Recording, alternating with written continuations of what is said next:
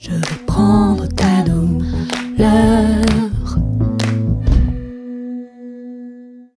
La définition de la douleur chronique post-chirurgicale est un élément crucial de l'appréciation du phénomène. C'est-à-dire qu'on doit savoir de quoi on parle et on doit, si possible, avoir une définition qui ait un sens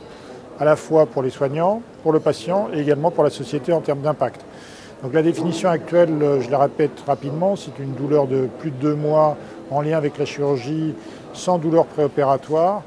et elle pose différents problèmes. Le problème de la durée, c'est-à-dire qu'on est effectivement dans une durée relativement courte alors qu'on a sans doute besoin d'une définition qui touche une durée plus importante, d'au moins 3 mois.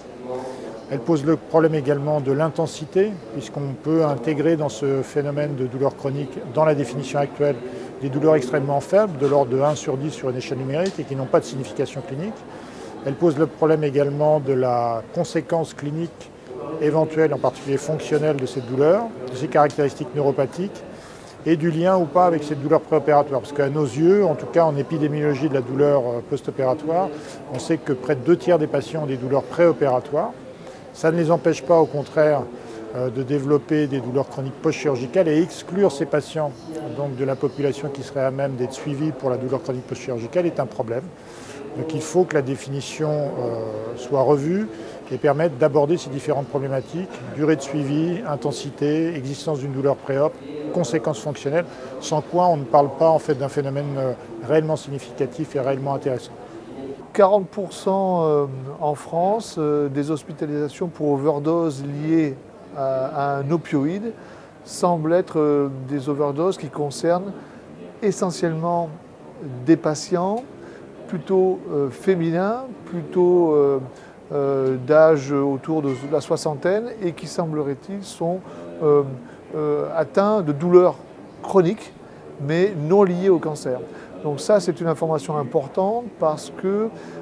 cela doit permettre ensuite de réaliser des mesures de prévention, d'information, d'éducation à la santé, aussi bien auprès des patients, bien sûr,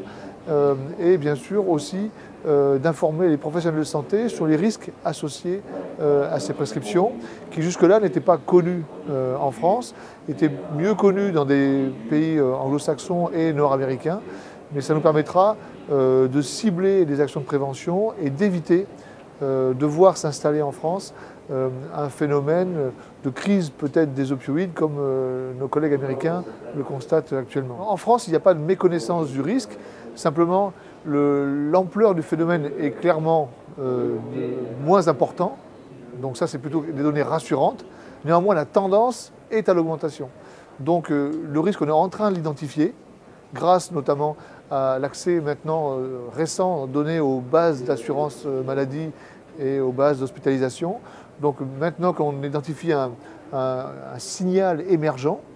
il est nécessaire de prendre des mesures préventives avant d'atteindre la constitution, on va dire, d'un réservoir de patients devenus dépendants pour lesquels la problématique va devenir plus ou moins irréversible.